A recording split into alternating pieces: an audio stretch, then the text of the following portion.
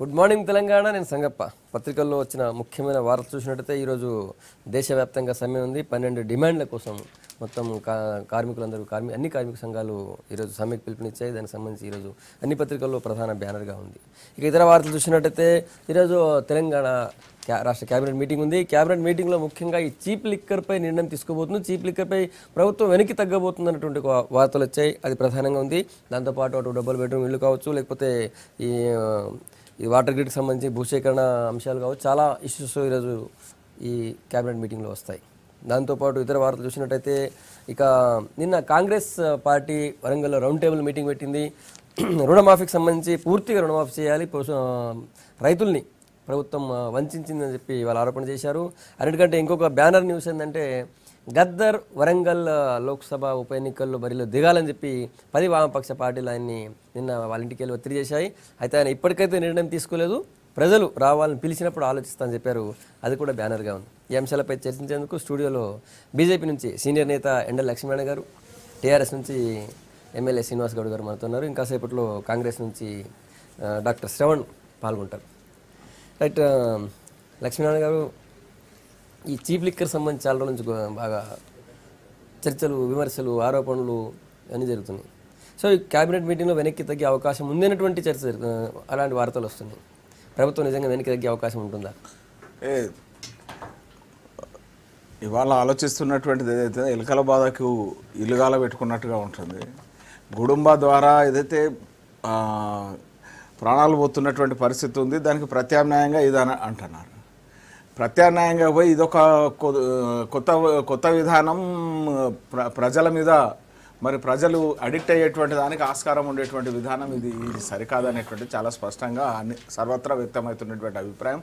అన్ని రాజకీయ పక్షాలు తీవ్రంగా వ్యతిరేకిస్తున్నటువంటి అభిప్రాయము, మహిళా సంఘాలు కూడా తీవ్రంగా వ్యతిరేకిస్తున్నటువంటి అభిప్రాయం.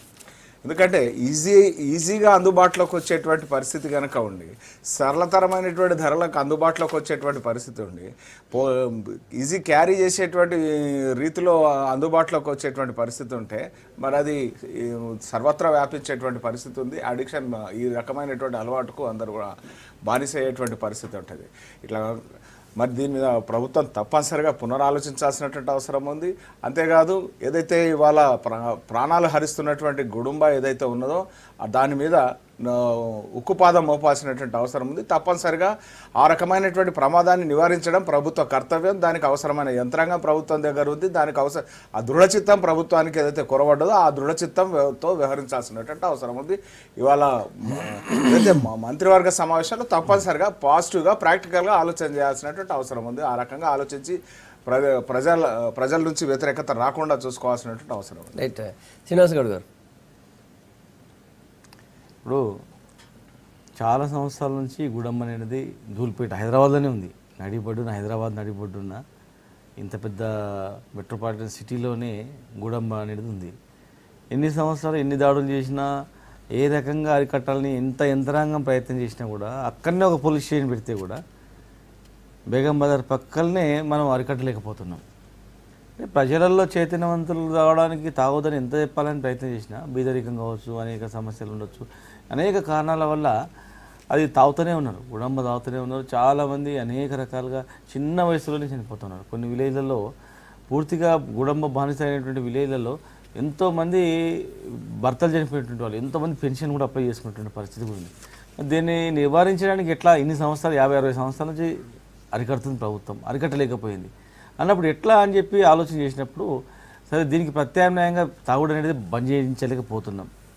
అదేదో ఆ సరాయి ఎంతకైతే తాగుతున్నారో, ఎంత రేటు పెట్టే తాగుతుండ్రో, ఇంచుమించు ఆ రేటుకి వచ్చేటట్లు మరి కొంత హానికరం లేనటువంటి మద్యాన్ని మనం సరఫరా చేసినట్లయితే అది పూర్తిగా హానికరం లేనటువంటి, అంటే ఇప్పుడు అది సరాయి అనేది పూర్తిగా తాగగానే మొత్తం ఇదైపోతుంది. కొంతవరకు మేలయ్యేటువంటిది మనం ప్రవేశపెట్టేటువంటి తక్కువ ఉండేటువంటి ఎట్లుంటుంది ప్రభుత్వ ఆలోచన. కానీ దానికి రెండవది వచ్చేస్తుంది, దాని లక్షల మంది ఆధారపడినటువంటి కళ్ళు గీత వృత్తి కూడా ఉంది ఆధారపడినటువంటిది. మరి ఈ వృత్తికి ఏమైనా ప్రమాదం అవుతుందా? ఇంకా తాగేటోళ్ళు ఇదంతా కంప్లీట్గా ఈ సరాయి అయినట్లే మరి మా వృత్తి ఎట్లా, పరిస్థితి ఏంది? మేము చెట్టు ఎక్కి దిగి కొన్ని వందల సంవత్సరాల నుంచి ఇదే పని ఉంది. ఇన్ని సంవత్సరాలు మారినా కూడా అదే వృత్తులన్నీ మారిపోయినాయి, కానీ ఈ వృత్తి మాత్రం అదే, చెట్టు ఎక్కాలి, దిగాలి, కొయ్యాలి. అలాంటి పరిస్థితి ఉంది కదా. ఎంతోమంది చనిపోతున్నాం, దీని మీద ఆధారపడి బతుకుతున్నాం. మరి మా బతుకు తెరువు ఎట్లా అనేటువంటి ఆలోచన కూడా గీతా కార్మికులలో ఉంది.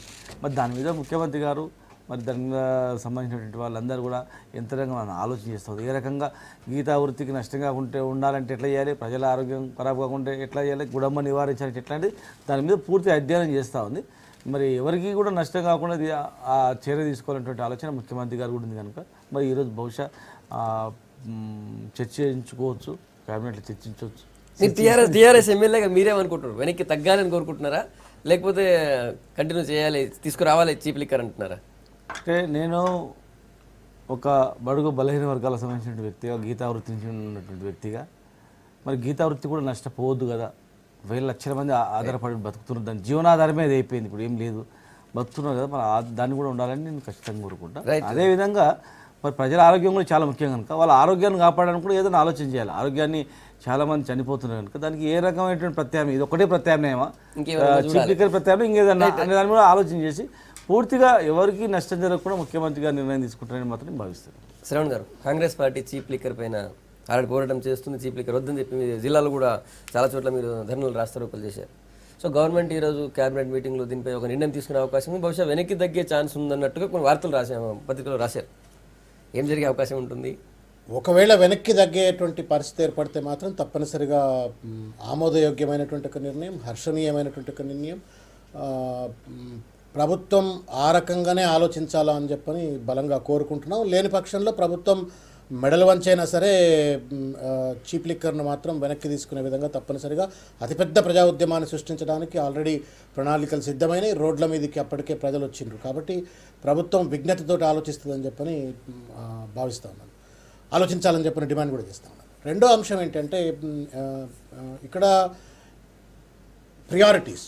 కొత్త రాష్ట్రంలో ఒక ఆధునికమైనటువంటి ఒక సమాజ నిర్మాణం కోసం, రాష్ట్ర నిర్మాణం కోసం ఒక మంచి విద్యా వ్యవస్థలు ఉన్నటువంటి గ్రామాన్ని తయారు చేయాలా, మంచి వైద్య వసతులు ఉన్నటువంటి ఒక గ్రామాన్ని తయారు చేయాలా, మంచి ఉపాధి వసతులు ఉన్నటువంటి ఒక గ్రామాన్ని తయారు చేయాలి. కానీ మంచిగా తాగే వసతులు ఉన్నటువంటి ఒక గ్రామాన్ని తయారు చేస్తామని మాత్రం ఈ ప్రభుత్వం ఆలోచన ఏదైతే ఉందో ఇది ప్రజల పట్ల, గ్రామాల పట్ల, the development model, the so called development model పట్ల వాళ్ళకు ఉన్నటువంటి ఒక లోపభూయిష్టమైనటువంటి అవగాహన స్పష్టంగా దీంట్లో కనబడుతున్నది.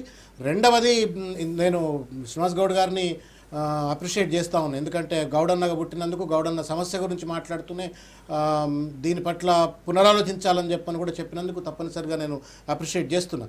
ఇవాళ కళ్ళు గీసుకొని పొట్ట నింపుకునేటువంటి పేద గౌడన్నల నోళ్లలో మన్ను కొడుతూ లిక్కర్ మాఫియాను, చీప్ లిక్కర్ మాఫియాను ప్రభుత్వమే ప్రవేశపెట్టేటువంటి ఒక రీతిలో ఈ యొక్క చీప్ లిక్కర్ పాలసీని తయారు చేస్తున్న పరిస్థితి కనబడుతుంది. దీనివల్ల రెండు రకాలు. ఒకటి,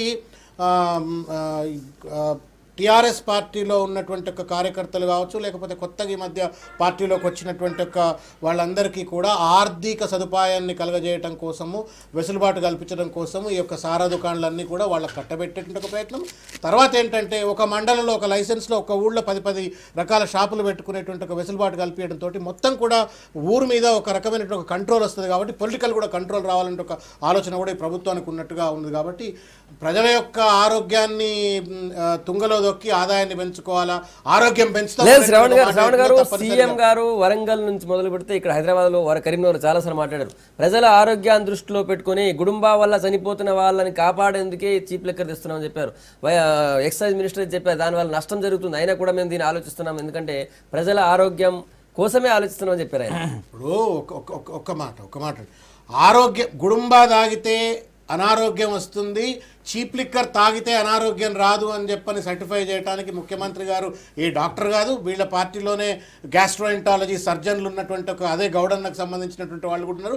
వాళ్ళు కనుక ఓపెన్గా చీప్ లిక్కర్ తాగినట్టయితే అనారోగ్యం కాదు అని చెప్పని, కడుపుకేం కాదు సర్టిఫై చేస్తే ఒకటి. శ్రవణ్ గారు, సరే కొన్ని విషయాలు మాట్లాడడం సంతోషం, కానీ కేవలం కార్యకర్తలను లాభం చేయడానికి, ఊరిని కంట్రోల్ చేయడానికి ఈ చీప్ లిక్కర్ తీస్తున్నది మాత్రం పూర్తి అబద్ధం. ఇది పారదర్శకంగా జరుగుతుంది. టెండర్లు ఏర్పడతాయి, టెండర్లు వేస్తారు, లేకపోతే ఆన్లైన్ టెండర్లు, రేటు ఫిక్స్ చేసి ఎవరైనా వాడుకోవచ్చు. చేస్తారు. ఇది నామినేటెడ్గా ఏదో మంత్రో లేకపోతే గవర్నమెంటో ఏది డైరెక్ట్ నామినేట్ చేసి షాపులు మండలం వైజ్కి ఇచ్చేటువంటి పరిస్థితి ఉండదు, పారదర్శకంగానే ఉంటుంది. ఒక్కటి మరి గమనించాలి, ఇన్ని సంవత్సరాల నుంచి మీరు ఏ హాస్పిటల్లో పోయి అడగండి, పూర్తిగా లివర్లు ఖరాబ్ అయిపోయి మొత్తం లోపల ఉన్న ఆర్గాన్స్ మొత్తం దెబ్బతినేటువంటి అన్నీ కూడా చిన్న వయసులో ఏమైంది అంటే మొత్తం పూర్తిగా వదిలిస్తే చీప్ లిక్కర్ అని వస్తుంది.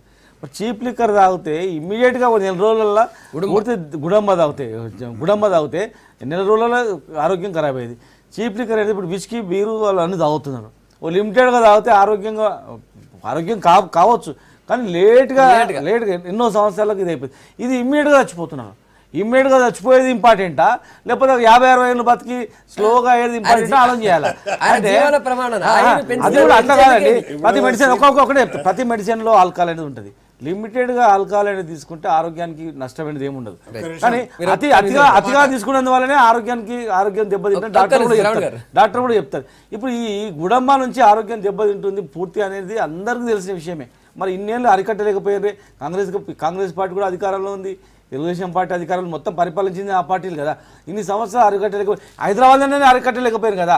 హైదరాబాద్లో పోలీస్ స్టేషన్ పెడితే కూడా అక్కడ 2 CIలు 6 మంది SIలు ఇంత పెద్ద స్టాఫ్ పెడితే కూడా ఒక చిన్న ఏరియాని గుడామని అరికట్టలేకపోయారు. ఇంత పెద్ద ఏర్పాటు చేయాలని చెప్పి దీని చీప్ లిక్కర్ నుంచి ప్రభుత్వానికి నష్టం, చాలా నష్టం. అంటే మనం కొన్న రేటు కన్నా మనం తయారు చేసిన రేటు కన్నా తక్కువ ధరకు ఇంకా ఇచ్చి పంపిస్తున్నాం అన్నప్పుడు నష్టం వస్తుంది. దీనివల్ల వేరే మద్యం కూడా కాకుండా ఆర్థికంగా కూడా ఇబ్బంది అవుతుంది అని అన్నా కూడా దీని ఆరోగ్యాన్ని దృష్టిలో పెట్టుకొని, ప్రజల ఆరోగ్యం దృష్టిలో పెట్టుకొని చేయడం జరిగింది. కానీ ఏదో ప్రజలను ఖరాబ్ చేయడానికో ఊరిని తాపడానికో చేసినటువంటి అంశం కాదు. ప్రత్యామ్నాయంగా ఇక్కడ ఒక వృత్తిలో కోల్పోయేదానికి ప్రమాదం ఉంది కనుక దీన్ని దృష్టిలో పెట్టుకొని ఆలోచన చేయాలని విజ్ఞప్తి. వారు ఇంతకుముందు మాట్లాడేటప్పుడు ప్రజలు పేదరికంతో ఉన్నారు. Telangana for what ever the reasons the literacy level is about 67%. అంటే దాదాపు 30-34% మంది చదువుకోకు దూరంగా ఉన్నవాళ్ళు, వాళ్ళలో 90% నీ గ్రామాల్లోనే కనబడేటువంటి పరిస్థితి ఏర్పడుతుంది. బీదరికంలో ఉన్నవాడు, చదువుకు దూరంగా ఉన్నటువంటి వాడు ఇంటి నుంచి బయటికి పెడితే ఊర్లో 10-20 దుకాణాలు, 200 మంది 300 మంది ఉండేటువంటి ఒక మీరు ఒక 10 దుకాణాలు పెట్టే పరిస్థితి ఏర్పడ్డట్టయితే వానికి యువర్ ఎల్యూరింగ్ తాగురా పొద్దుగాల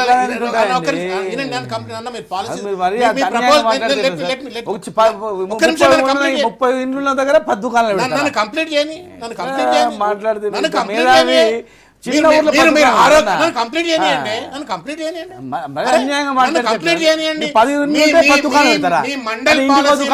మీరు ఇచ్చినటువంటి ఒక గ్రామీణ మండల ఎక్సైజ్ పాలసీలో రాబోతున్నటువంటి పాలసీలో ప్రతి పల్లెలో ఆ పాలసీ వచ్చినటువంటి వాడు ఇష్టానుసారంగా షాపులు పెట్టుకోవచ్చు అనేటువంటిది స్పష్టంగా దాంట్లో ప్రపోజ్. మీరు చదవలేకపోతే నేనేం చేయలేదు.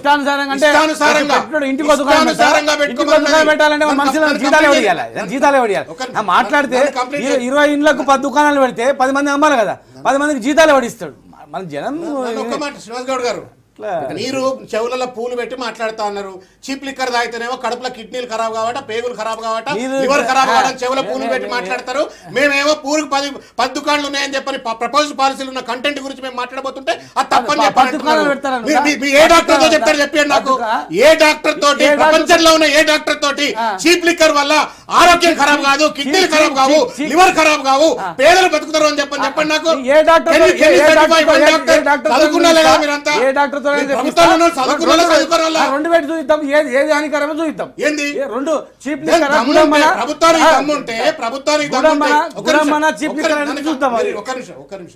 చర్చ చేసినప్పుడు, మీరు మాట్లాడినప్పుడు నేను మాట్లాడలే కదా, హేతుబద్ధంగా విన్నా నేను మీ ఆర్గ్యుమెంట్ గురించి మాట్లాడుతున్నా. ఇట్లా మధ్యన మనం మాట్లాడుకుంటే చూస్తోళ్ళకి నవ్వు వస్తుంది. ఈ తెలంగాణ తెచ్చుకొని చీప్ లిక్కర్ ప్రవేశపెట్టడం కోసం 2 తెలంగాణ ఉద్యమకారులు కొట్టుకొస్తారు, ఆంధ్రాలు నవ్విసేస్తారు.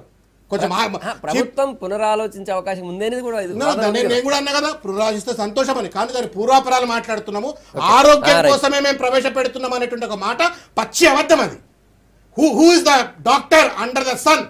భూమండలం మీద డిగ్రీ ఉన్నటువంటి వాడు ఎవడైనా డాక్టర్ ఎవడైనా కానీ చీప్ లిక్కర్ తాగడం వల్ల ఆరోగ్యానికి మంచిదని చెప్తారా? ప్రభుత్వంకి ఒకవేళ చిత్తశుద్ధి ఉంటే, పేదల పట్ల ప్రేమ ఉంటే గుడుమ్మను అరికట్టండి. ఇన్వాల్వ్ కొనిచ్చింది గత ప్రభుత్వాలు ఏం చేసినాయి? మీ ప్రభుత్వం లాంగ్ టైం ఉంది.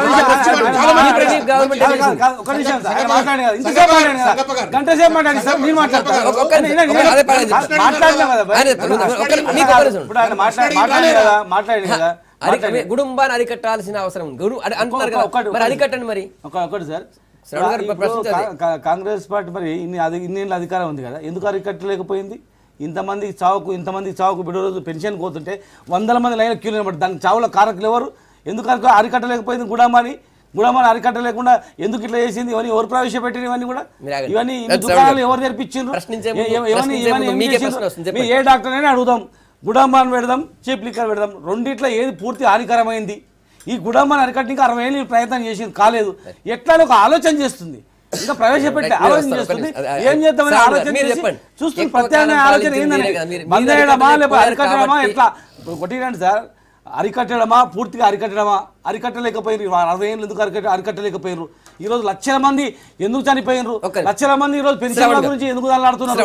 ఇంత బీదరికం ఎందుకు అయింది? దాన్ని ఏమైనా వాళ్ళు అరికట్టడానికి ఏమైనా ప్రయత్నం చెప్పండి సార్. అరే మీరు ఆయన ఎంతసేపు మాట్లాడినప్పుడు మాకు కూడా జరిసేపు ఇవ్వాలి కదా.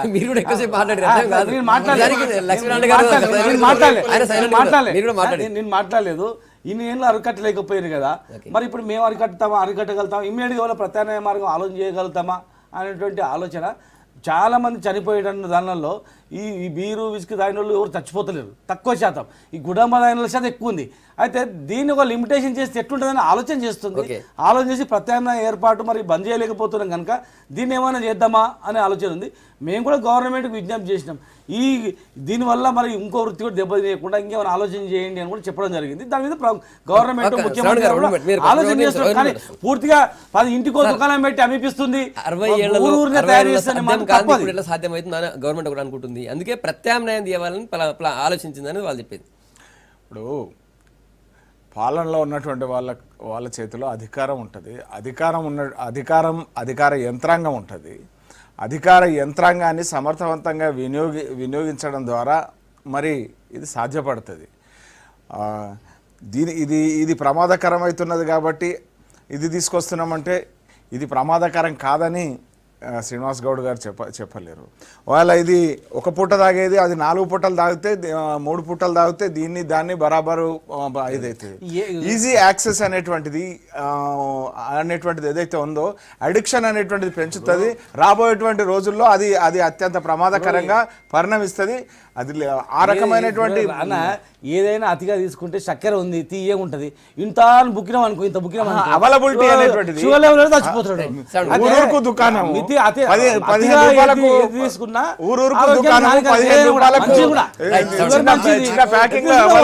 లిమిటేషన్ నుండి తీసుకుంటే బాగుంటుంది ఆలోచన ఉంది. పరిపాలన వైఫల్యం కాదా? మీరు పరిపాలన వైఫల్యం కాదా? ఇప్పుడు ఢిల్లీ మీ పరిపాలించేటువంటి రాష్ట్రాల్లో ఏ తీరు ఉంది, ఎక్కడ మద్య నిషేధాన్ని చెప్పండి, ఏం జరుగుతుంది అక్కడ? మేము కేంద్రంలో మా భారతీయ జనతా పార్టీ అధికారం ఉంది, మా రాష్ట్రాలు ఇట్లా అమలు చేస్తున్నాం, మీరు కూడా చేయండి, సూచన చేయండి మా రాష్ట్ర ప్రభుత్వం.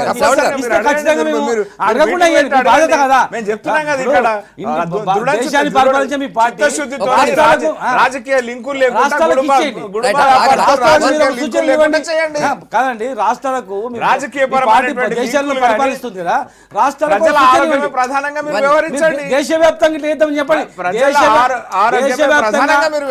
దేశవ్యాప్తంగా మద్య నిషేధం చేద్దామని చెప్పి ఒక పాలసీని మోడీ గారిని తీసుకురామని చెప్పండి. మేము కూడా రాష్ట్రంలో దేశవ్యాప్తంగా అమలు చేద్దామని చెప్పండి. దేశవ్యాప్తంగా మద్యమే ప్రధాన ఆదాయ వనరుగా మీరు చెప్పండి, మీరు ప్రవేశపెట్టండి. కాదండి, మీరు ప్రవేశపెట్టండి. మీరు దేశవ్యాప్తంగా మొత్తం మద్య నిషేధం చేద్దామని చెప్పండి, ప్రపంచ దేశాలు గర్విస్తాయి. మీరు తీసుకురండి పాలసీ, మా రాష్ట్ర ప్రభుత్వం మొట్టమొదటి అమలు చేస్తుంది. ఎక్సైజ్ ఆదాయం మొత్తం రాష్ట్రమే తీసుకుంటుంది,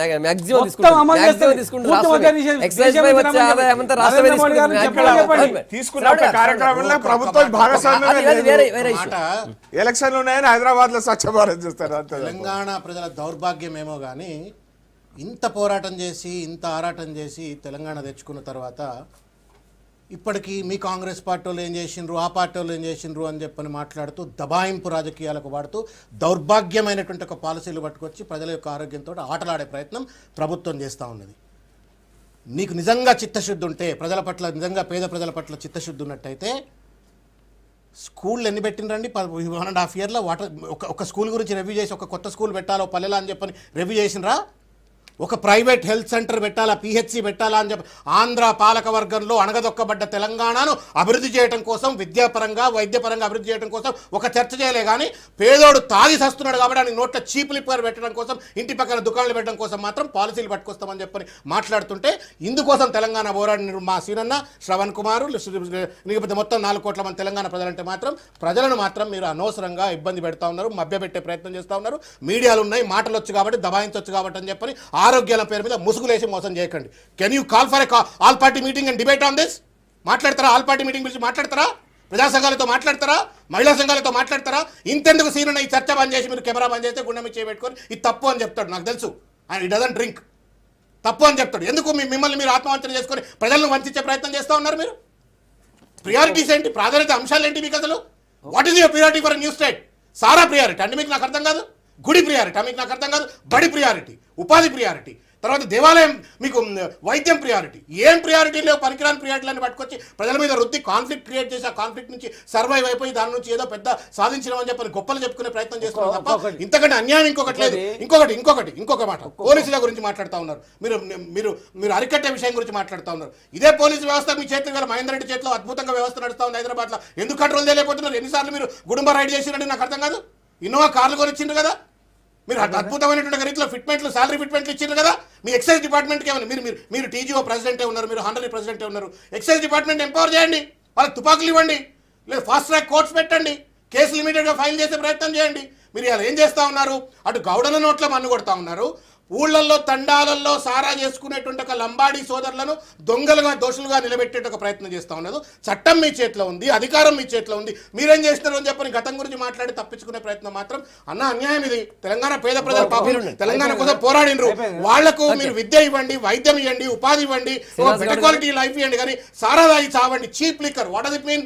పేదోడు చీప్ లిక్కర్ చీప్ అయిందండి నాకు అర్థం కాదు. శ్రీనివాస్ గౌడ్ గారు ఒక ఆయన టీఆర్ఎస్ మీద కోపం ఉంటే, లేకపోతే ఇంకా మా మీద కోపం ఉంటే ఏదైనా వ్యక్తిగతంగా మాట్లాడాను కానీ ఆ కోపాన్ని అట్లా కాదు. ఆ మీద కోపం ఉంటే మాట్లాడాను కానీ అట్లా మాట్లాడటం మీ అక్కస్ అంతా కావాలి. మా పార్టీ మీద మా మీద ఉన్నటువంటి అక్కస్ అనేది నీకు కక్కుతున్నావు. మీరు ఒకటి మీ పార్టీ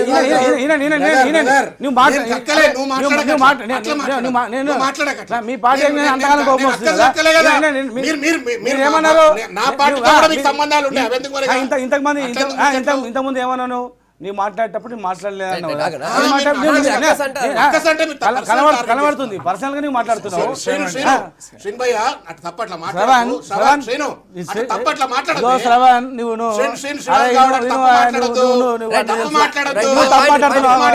నువ్వు తప్పు మాట్లాడుతున్నావు. నువ్వేం మాట్లాడుతున్నావు?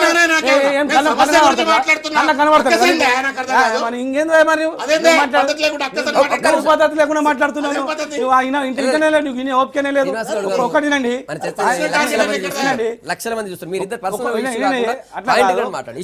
మాట్లాడితే ఒక పద్ధతి మీద మాట్లాడాలి. ఆయనకి నోరు ఉంది కదా, ఒక లాంగ్వేజ్ ఉంది కదా అని చెప్పి ఇటువంటి అటువంటి ఇట్లా మాట్లాడితే కుదరదు. అట్లా ఒకటి ఆత్మవిమర్శ చేసుకోవాలి.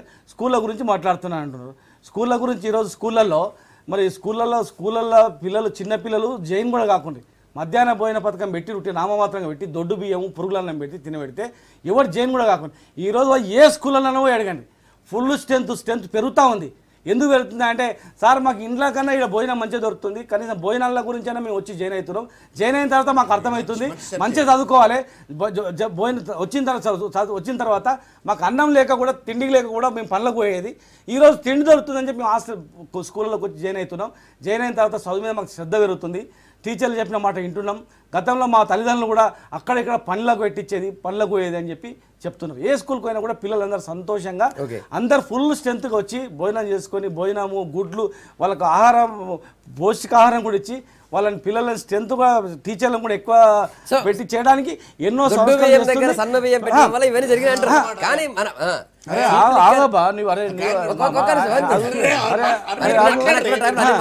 అట్లా కాదు.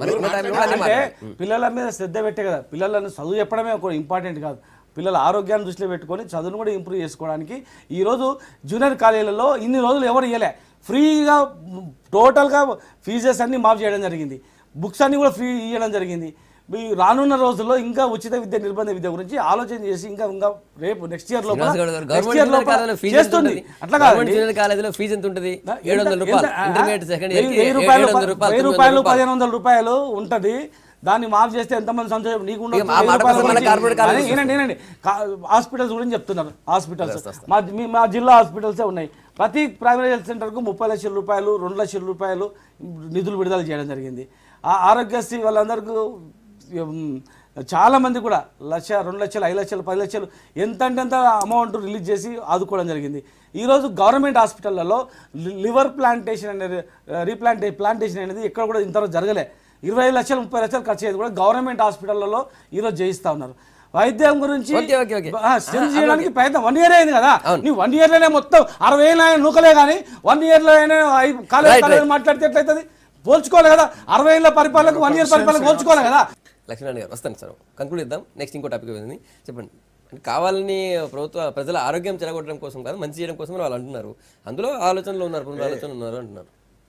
వాళ్ళకు దీని నుంచి దానికి మారడం వల్ల మంచి జరుగుతుంది అనేటువంటి అభిప్రాయం ఏదైతే ఉన్నదో అది సరైనటువంటి అభిప్రాయం కాదు అనేది చాలా స్పష్టం. నేను ఒక విషయం వాళ్ళ ప్రభుత్వంలో మరి వాళ్ళ అధికార పార్టీకి వచ్చింది, విషయం చాలా స్పష్టంగా సబ్సిడీ మీద మందు సప్లై చేస్తామంటారు. అసలు అక్కడ అమ్మే వాళ్ళ ఉపాధి అవకాశాల గురించి, అక్కడ ఉన్నటువంటి ట్రైబల్ ఏరియాలో ఉన్నటువంటి వాళ్ళ ఉపాధి అవకాశాల విషయంలో వాళ్ళను డైవర్ట్ చేసే విషయంలో కానీ మరి ఏమన్నా ఆలోచన చేసిరా? లేకపోతే నేను అనేటువంటిది అక్కడ ఏదైతే తాగేటువంటి పరిస్థితి ఏదైతే ఉన్నటువంటి వాళ్ళ విషయంలో కౌన్సిలింగ్ కానీ దాని నుంచి అడిక్షన్ నుంచి బయటకు తీసేటువంటి ప్రయత్నం కానీ దాని మీద ఒక ప్రణాళికాబద్ధంగా వ్యవహరించారా?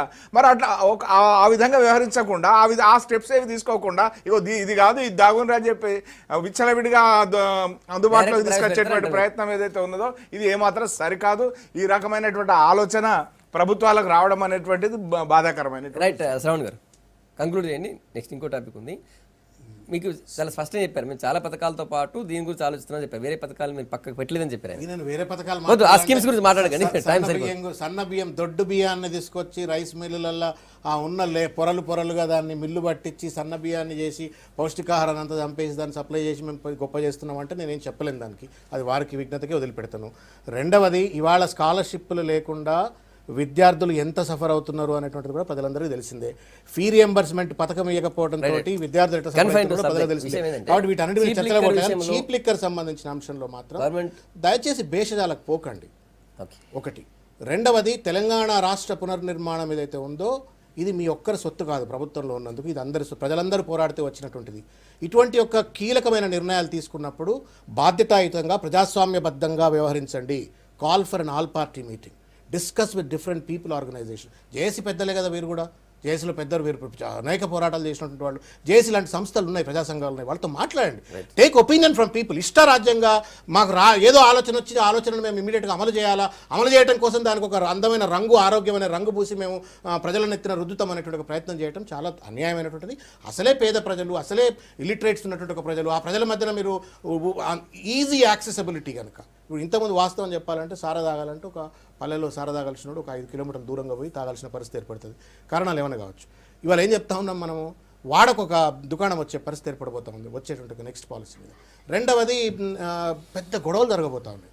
ఎవరన్నా ఒక లంబాడి సోదరుడు ఒక లీటరో 2 లీటర్లో సారా కనుక తయారు చేసుకునే పరిస్థితి ఏర్పడితే వాళ్ళకు చట్టంలో ఇంతకుముందు అవకాశం ఉంటుండే, వాళ్ళ పోయింది, ఆ చట్టంలో అవకాశం పోయింది కాబట్టి నిజంగా కూడా అట్లే చేసుకునే పరిస్థితి ఏర్పడితే ఈ మాఫియా తయారవుతుంది. ఇది వీడేం చేస్తాడు, ఈ 10 దుకాణాలు ఊళ్ళలో నడిపేటోడు ఎట్లా అమ్ముతున్నారు అని చెప్పి వీడు కొట్టుకునేటువంటి పరిస్థితి ఏర్పడుతుంది. ఒక రకమైన ఒక విధ్వంస వాతావరణం, భయానక వాతావరణం ఏర్పడకుండా ప్రభుత్వం నియంత్రించండి, గుడుబాన్ని నియంత్రించండి, పోలీసుని ఎంపవర్ చేయండి. ఎక్సైజ్ డిపార్ట్మెంట్ వారు, టీజీఓ ప్రెసిడెంట్ వీళ్ళ సంఘంలో కూడా ఎక్సైజ్ డిపార్ట్మెంట్ వాళ్ళు బాగా యాక్టివ్గా ఉండే, వాళ్ళని ఎంపవర్ చేయండి, తుపాకులు ఇవ్వండి, వాళ్ళ కాంట్రాక్ట్ కోర్ట్స్ ఇవ్వండి. ఇప్పుడు ఒకటి తుపాకులు ఇచ్చి చంపేయమంటారు, తుపాకులు ఇచ్చి గుడమ్మ చేసేవాళ్ళని తుపాకులు ఇచ్చి చంపేయనని చెప్పడమా? ఎట్లా ఏ రకంగా అవుతుంది? అట్లా కాదు. అది ప్రభుత్వం ఒక ఆలోచన చేసి సూచనలు ఇవ్వండి. ఇప్పుడు బహిరంగంగా దాన్ని డైరెక్ట్గా చీప్ లిక్కర్ ప్రవేశపెట్టలే కదా. ఒక ఆలోచన ఉంది అని చెప్పి ప్రభుత్వం చెప్పింది. మరి మీలాంటి వాళ్ళు పార్టీలు ఈ సూచన ఇవ్వండి, సలహా ఇవ్వండి. మీరు అందరూ మాట్లాడుతున్నందుకు కూడా ప్రభుత్వం ఆలోచన చేస్తుంది. ప్రజలలో ఏ రకమైన స్పందన ఉంది, పార్టీలు నిజంగా కావాలంటున్నాయా, నిజంగా ఉందా లేదని ఆలోచన చేస్తుంది. ప్రజలలో కూడా కొంత అక్కడక్కడ ఉంది, దాన్ని పరిశీలిస్తుంది ప్రభుత్వం. పూర్తిగా గుడ్డిగా మీరు ఏమైనా చేయండి మేము అమలు చేస్తున్నామా అనేది ఉంటే ఈ చర్చనే చేయకుండానే డైరెక్ట్గా క్యాబినెట్ డిసిషన్ తీసుకొని రేపటి నుంచి నెక్స్ట్ మంత్ నుంచి ఈ ప్రవేశపెడుతున్నామని చెప్పేది ముఖ్యమంత్రి గారు కానీ ప్రభుత్వం కానీ. ఇన్ని రోజుల ముందు దీన్ని పెట్టడం ఆలోచన ఉద్దేశం కూడా ఏంటంటే ప్రజల స్పందన చూద్దాం, నిజంగా చేయగలుగుతామా లేదా, ఎట్లా ఉంటుంది, లాభమా నష్టమా, దీనికి ప్రజలలో వాళ్ళనే వదిలిపెడదామని చెప్పడం జరిగింది. మేము కూడా చెప్పినాం ప్రత్యామ్నాయం మేము డైరెక్ట్గా ప్రవేశపెట్టాలి, చీప్ లిక్కర్ పెట్టాలి అని చెప్పి మేము కూడా గీతా వృత్తి గౌడ వృత్తికి నష్టం జరుగుతుంది. దీన్ని చెట్లు పెంచి కళ్ళులో కూడా కల్తీ లేకుండా చెట్లు పెంచి చెట్లను తొందరగా 3 సంవత్సరాలు చెట్లు పెంచేసి ఆ కళ్ళు ద్వారా కల్తీ కూడా లేకుండా చేద్దాము, ఇమ్మీడియట్ గా దాని మీద శ్రద్ధ పెట్టాలని కూడా మేము చెప్పడం జరిగింది. ఒక మాట వీరు పెద్దలు శ్రీనివాస్ గౌడ్ గారు ఒక మాట ఏమంటున్నారంటే తుపాకులు ఉన్నాయి కాబట్టి కాల్చమని అంటున్నారు. అంటే పోలీసు వాళ్ళ దగ్గర తుపాకులు ఉంటే కాల్చడం కోసం, బెదిరించడం కోసం, ఒక థ్రెట్ ఎన్విరాన్మెంట్ భయం అనేటువంటి కోసం అని చెప్పారు. ఇవాళ దాడులకు పోవాలంటే మేము భయపడుతున్నాం, కర్రలు పట్టుకొని పోతే మా మీద దాడులు చేస్తున్నాం అనే సంఘటనలు కూడా చాలా చెప్తా ఉన్నారు. కాబట్టి ఎక్సైజ్ డిపార్ట్మెంట్ ఎంపవర్ చేయాల్సిన అవసరం ఉంటుంది. నిజంగానే గుడుంబను అరికట్టాలంటే దూల్పేట లాంటి ప్రాంతాల్లో పోవాలంటే, గుండాలు రౌడీలు ఉన్న ప్రాంతాల్లో పోవాలంటే వాళ్ళకి అవసరం ఉంటుంది. అది హేతుబద్ధమైనటువంటి ఒక కోరిక మాత్రమే. రెండవది ఏంటంటే మీరు ఎందుకంటే ఈ ఫీలర్లు ఇచ్చి ఈ 15-16 నెలలుగా ఒక నిర్ణయమైనా అలజడి లేకుండా రోడ్ల మీదకి వచ్చి ప్రజలు లేకుండా పరిష్కరించినటువంటి పరిస్థితి కనబడతానే. ఏది పంచాయతీలు పెట్టుకోవాలా, రోడ్ల మీదకి రావాలా, డిమాండ్ ఎందుకు మరి ఇదే పద్ధతి ఆల్ పార్టీ పెట్టి ఇట్లా చీప్ లిక్కర్ పెడదాం అనుకుంటున్నామో ఏందని చెప్పని చర్చ చేయొచ్చు కదా. మీరు ప్రాణహిత చేవేళ్ల ప్రాజెక్ట్ షిఫ్ట్ కానించి కావచ్చు, అర్చకుల సమస్య కావచ్చు, లేకపోతే ఏ సమస్య అయినా ఒక ప్రజలు రోడ్ల మీదకి వచ్చి రగడ చేసి పోరాటాలు చేసి ఇది తప్పు అని చెప్పారు అనేటువంటి ఒక పరిస్థితి రావడం ఎందుకు, ఈ అన్రెస్ట్ ఎందుకు, ఈ జేఏసీలు ఎందుకు పెట్టుకోవాలా, రోడ్ల మీదకి వచ్చి ఆడోళ్ళు ఎందుకు కొట్లాడాలా, ప్రజా సంఘాలు ఎందుకు వచ్చి కొట్లాడాలా, ఎందుకు ఇదంతా?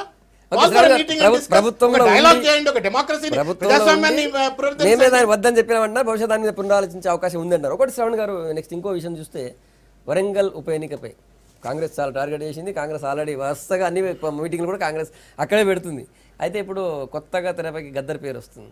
వామపక్ష పార్టీలన్నీ కూడా గద్దర్ని అక్కడ వామపక్షాలు 10 వామపక్షాలు ఉమ్మడి అభ్యర్థిగా పెట్టాలనుకుంటున్నారు. వేరే పార్టీలు సపోర్ట్ ఇస్తే కూడా తీసుకుందాం అనుకుంటున్నారు.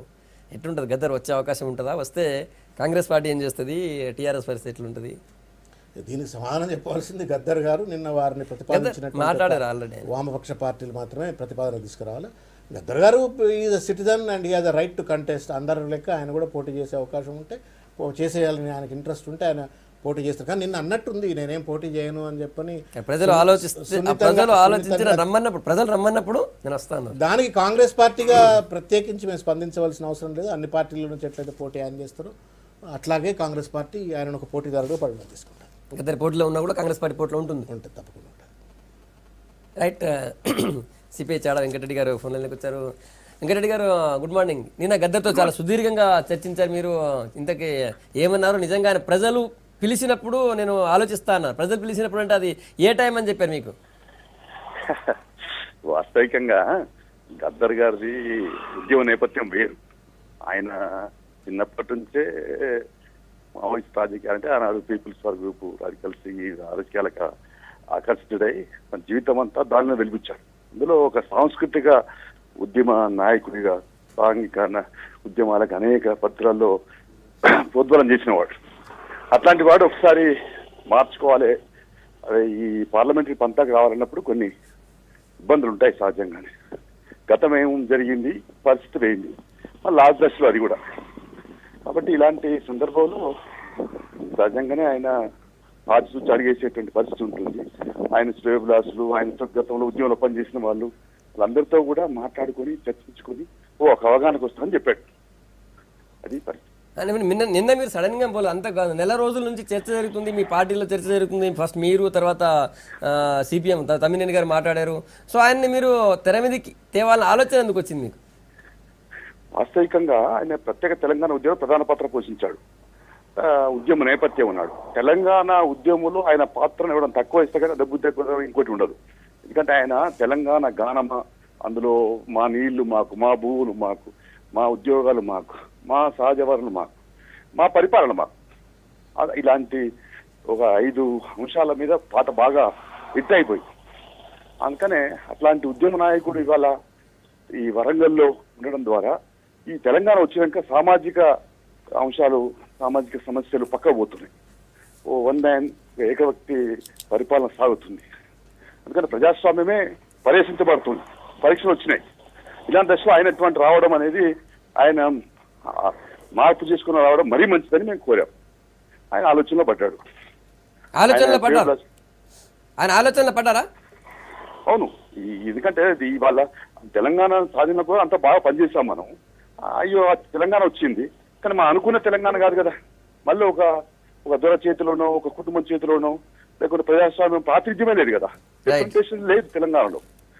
అంటే ఎవరైనా పోయి కలుద్దామంటే ఎవరికి చెప్పుకోవాలనేటువంటి పరిస్థితి. కాబట్టి ఇలా నేపథ్యంలో సేవ్ డెమోక్రసీ అనే నినాదంతో కొంత ప్రయత్నాలు సాగిస్తున్నాం. అది సఫలీకృతమనే భావన, విశ్వాసం ఉంది. ఓకే, థ్యాంక్ యూ చెడ గారు. ఎట్లుండే అవకాశం ఉంటుంది? మీరు ఆల్రెడీ బీజేపీ లాస్ట్ పోటీ చేసిన లాస్ట్ టైం, ఇప్పుడు ఈసారి కూడా టీడీపీ మీకే టికెట్ ఇవ్వాలని మీరు కోరుతున్నారు.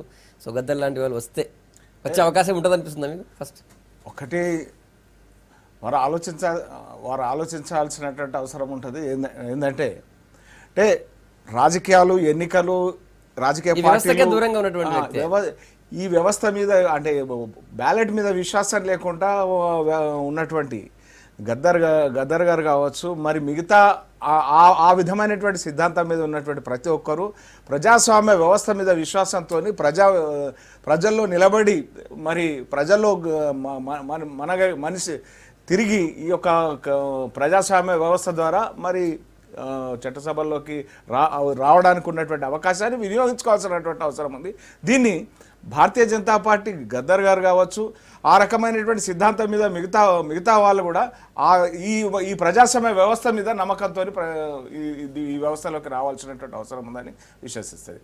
ఎన్నికలు, రాజకీయము ఇది అయితే రాజకీయ పార్టీలుగా అన్ని పార్టీలు పోరాటం చేస్తే, అన్ని పార్టీలు ఒక జాతీయ పార్టీగా భారతీయ జనతా పార్టీ కూడా మరి ఆ రకమైనటువంటి దృక్పథంతో ఇది మేము గతంలో పోటీ చేసినటువంటి స్థానం. డెఫినెట్లీ మా ప్రజల్లో మా యొక్క సిద్ధాంతానికి కావచ్చు, మా ప్రజల్లో మా యొక్క విశ్వాసానికి కావచ్చు, మా పట్ల పరిపాలనకు ఇక్కడ నుంచి ప్రతినిధి కానీ మేము నొక్కి చెప్పగలుగుతాము. ఆ రకమైనటువంటి పరిస్థితి. శ్రీనివాస్ గౌడ్ గారు, టీఆర్ఎస్ అధికారంలో ఉంది, ఇప్పుడు ఖచ్చితంగా సీట్ మాదే అండి, ఎట్లాగో కడియం శ్రీ రాజీనామా చేశారు కాబట్టి సీటు మీదన్న ఫీలింగ్ ఉంటుంది, మేమే గెలుస్తామని ఫీలింగ్ ఉంటుంది. ఒకవేళ గద్దర్ లాంటి వాళ్ళు దిగే అవకాశం ఉంటుంది అనిపిస్తుందా? దిగితే ఏమని ఇట్లుంటుంది? అంటే ఆయన గద్దర్ గారిని, ఆయన ఉద్యమ పటిమను, ఆయన చేసే దాన్ని ఎవరు కూడా తక్కువ అంచనా ఎన్నికే వీల్లేదు. దాన్ని చేసిన దానిలో ఎలాంటి సందేహం లేదు. కానీ మా ముఖ్యమంత్రి గారు కూడా 14 ఏళ్ళు రాజకీయ పార్టీని పెట్టి ఉద్యమాన్ని నడిపించి అందరికీ, ఉద్యమకారులందరికీ, విద్యార్థులకు దిశానిర్దేశాన్ని ఇచ్చి తెలంగాణ ఇచ్చినటువంటి పార్టీ మాది. కాంగ్రెస్ పార్టీ ఇచ్చిన సుష్మా స్వరాజ్ లాంటి వాళ్ళు, బీజేపీ పార్టీ ఎంతో, గడ్కరీ లాంటి వాళ్ళు కూడా మద్దతు తెలిపిన, మళ్ళీ లాస్ట్కు ప్రజలందరూ కూడా ఖచ్చితంగా రాష్ట్రం బాగుపడాలంటే టీఆర్ఎస్ పార్టీ అధికారంలో అని చెప్పి మాకు ఇవ్వడం జరిగింది కనుక, అవకాశం ఇవ్వడం జరిగింది కనుక ప్రజలు ఈరోజు ఇప్పుడిప్పుడే అభివృద్ధి పదంలో ముందుకు పోతుంది. ప్రాజెక్టులు అవన్నీ కొత్త కొత్త విధానాలు తీసుకొస్తూ ముందుకు పోతుంది కనుక ఖచ్చితంగా ప్రజలు మా వైపునే ఉంటారని మేము భావిస్తున్నాం. శ్రవణ్ గారు, వాస్తవానికి 15-16 నెలలుగా జరిగినటువంటి టీఆర్ఎస్ సర్కార్ పట్ల ప్రజలు అనేక రకాలుగా వ్యతిరేకతకు ఈరోజు వచ్చిన పరిస్థితి కనబడతాం. విద్యార్థులకు ఫీ రియంబర్స్మెంట్ కావచ్చు, లేకపోతే రైతుల యొక్క సమస్య పట్ల కావచ్చు, నిరుద్యోగులకు ఉపాధి ఇవ్వలేని పరిస్థితి కావచ్చు, అనేక అర్చకులు కావచ్చు, ఇవాళ రకరకాలైనటువంటి ఒక సమస్యలతోటి ఈరోజు ప్రజలు ప్రభుత్వం ఒంటెద్దు పోకడతో, ఒక మొండి పోకడతో ఇష్టారాజ్యంగా వ్యవహరిస్తుంది అనేటువంటిది స్పష్టంగా దీంట్లో కనబడతా ఉన్నది.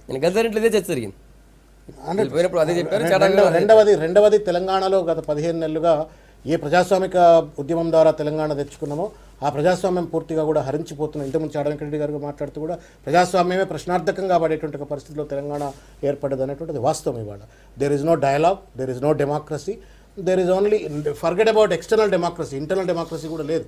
ఇంటర్నల్ డెమోక్రసీ కూడా లేనటువంటి ఒక పార్టీలు ఒకవేళ మనుగడ కొనసాగించే పరిస్థితి ఏర్పడితే ప్రజాస్వామ్యం ప్రమాదంలో పడుతుందని చెప్పని ఈరోజు ప్రజలందరూ కూడా భావిస్తున్నటువంటి ఒక పరిస్థితి కనబడతా ఉంది. తప్పనిసరిగా ఈరోజు జస్ట్ యాజ్ ఢిల్లీలో ఏ రకంగానైతే ఆప్ గెలుపు ఏ రకంగానైతే ఒక జోల్ట్ రూలింగ్ గవర్నమెంట్కి ఇచ్చిందో వరంగల్ పార్లమెంట్ కాంగ్రెస్ పార్టీ గెలుస్తుంది. తప్పనిసరిగా ఒక జోల్ట్ మాత్రం టీఆర్ఎస్ ప్రభుత్వానికి రావాలా. దానివల్ల ప్రజాస్వామ్యానికి కొంత వాళ్ళు కూడా కొంత ప్రజాస్వామ్యం పరిహరించబడుతుంది అంటున్నారు. మీరేమో బంగారు తెలంగాణ నిర్మాణం జరుగుతుందని మీరు అంటున్నారు. ఇప్పుడు ఎలక్షన్స్ అవుతాయి కదా, ఇప్పుడు తొందరలోనే పార్లమెంట్ ఎలక్షన్ అవుతుంది, మిగతా అసెంబ్లీ ఎలక్షన్స్ కూడా అవుతాయి. అప్పుడు తెలిసిపోతుంది. అసెంబ్లీ ఎలక్షన్స్ అయితే అయితే ఖచ్చితంగా అవుతాయి. మీరు చెప్పేది ఏ అసెంబ్లీ గురించి? అంటే ఇంకా చాలామంది ఉన్నారు కదా మీ పార్టీలోకి వచ్చిన వాళ్ళు వాళ్ళందరూ రాజీనామా చేస్తారా? రాజీనామా చేసి ఎలక్షన్ పోతారా? రేపని అవుతాయి కదా, రేపు గ్రేటర్ హైదరాబాద్ ఎలక్షన్స్ కూడా ఉంటాయి. అవన్నీ ప్రజలే తీర్పిస్తారు కదా, ప్రజల తీర్పులు ఖచ్చితంగా తీర్పు శిరసావిస్తాం. 100% ఉప ఎన్నికలు పెట్టాలని చెప్పి రాజకీయ పక్షాలు డిమాండ్ చేస్తున్నటువంటి నేపథ్యంలో కేసీఆర్ గారు పట్టించుకోవట్లేరు. కనీసం